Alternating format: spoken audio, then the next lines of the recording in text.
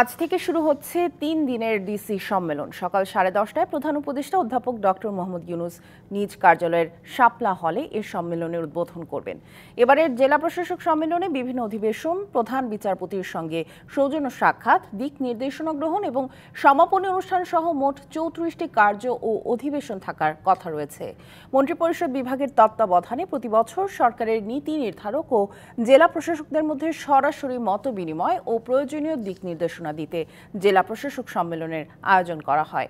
এর অংশ হিসেবে সম্মেলন উপলক্ষে ডিসি ও বিভাগীয় কমিশনারদের পক্ষ থেকে দেয়া প্রায় 1050টি প্রস্তাবের মধ্যে আলোচনার জন্য মারণাস্ত্র ও ছররা গুলির ব্যবহার নিষিদ্ধ করা সহ 354টি প্রস্তাব নির্ধারণ করা হয়েছে।